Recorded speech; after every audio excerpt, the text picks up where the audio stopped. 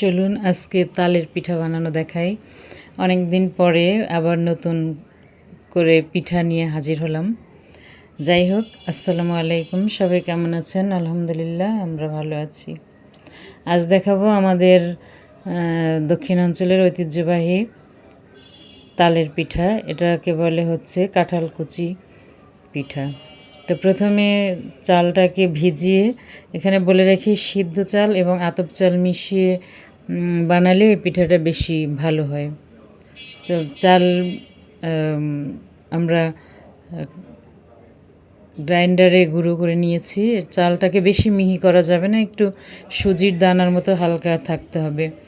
এরপরে গুঁড়ার মধ্যে দিয়ে দিয়েছি তাল, গুড় এবং নারকেল।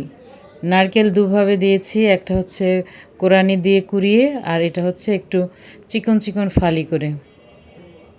আর এখন দিয়ে দিচ্ছি গুড়। এটা হচ্ছে খেজুরের গুড় দিচ্ছি, আপনারা চাইলে আখের গুড় দিয়ে বানাতে পারেন, আখের গুড়েরটাও বেশ মজা হয়।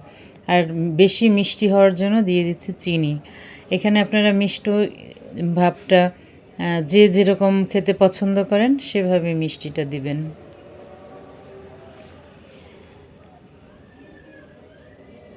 তালের আসলে অনেক ধরনের পিঠা হয়, সব পিঠাই মজা হয়।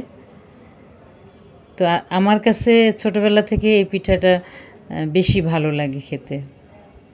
এখানে নিয়ে নিয়েছি কাঁঠাল পাতা। কাঁঠাল পাতাটা জাস্ট একটু পানের খিলির মতো করে শলা দিয়ে বা টুথপিক দিয়ে আমরা এটাকে একটু আটকে নিয়েছি। একদম দেখতে পাচ্ছেন পানের খিলির মতো মনে হচ্ছে। আর এই যে গুঁড়া সব আইটেম দিয়ে মাখানো হয়েছে, এটাকে মিনিমাম 1 থেকে 1.5 ঘন্টা রেস্টে রেখে তারপরে আমরা এটাকে ফাইনাল রান্নায় চলে যাব।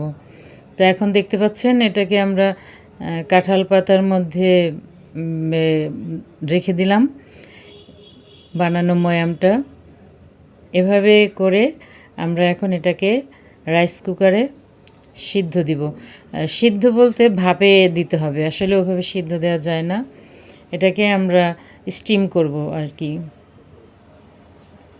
এটা আপনারা চাইলে এভাবে রাইস কুকারে করে নিতে পারেন, বা আলাদা পাতিলে পানি দিয়ে নিচে উপরে প্লাস্টিকের একটা ঝুড়ি বা বাঁশের চালনি এই ধরনের কিছু দিয়ে ভাপে এটাকে জাস্ট ভাপে সিদ্ধ করতে হবে।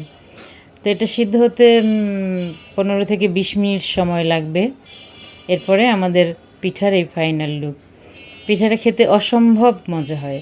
আপনারা যারা কখনো খাননি অবশ্যই বানিয়ে খেয়ে দেখবেন, আর আমাকে ফিডব্যাক জানাতে ভুলবেন না।